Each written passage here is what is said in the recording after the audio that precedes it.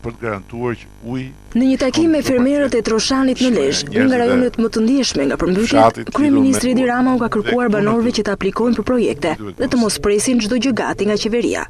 Bujqësia financohet edhe nga programe tëra financimesh jashtë buxhetit shtetit, që janë sa aftësi shtetërore për të thithë fonde nga Bashkimi Evropian, sa aftësi individuale ose grupeve të bashkuara të fermerëve për të dalë nga varfëria që thu ti.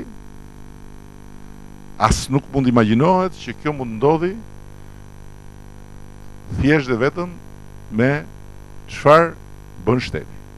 Por fermerët mosbesues ndaj deklaratave të kryeministrit renditën një sër pikash të dobta të fshatit. Ata i kërkuan Ramës të ndihmojë zonën të dalë nga varfëria, për të cilën gjithashtu e ka pasur një përgjigje. Tan katundari në zonë Zadrims. Po ti hym thellë katundari me të gjithë ne, kështu që mos u Katundar shqetëso. zonë Zadrims. Ni vestosh na nderove ne. Si vestove sta. Për shembull, çfarë ti investon?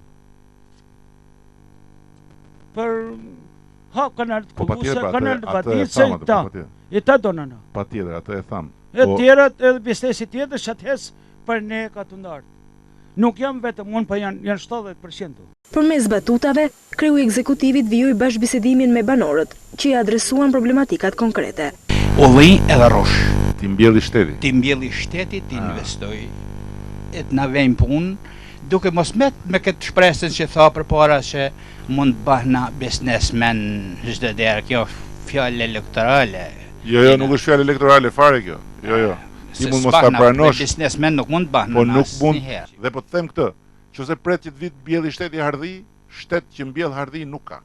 Kryeministri Edi Rama ishte në Troshan të Lezhës në kuadër të turit për prezantimin e programit të qeverisë për sektorin e bujqësisë dhe fondit të garancisë për fshatin, financim rreth 300 milion euro në 3 vjet.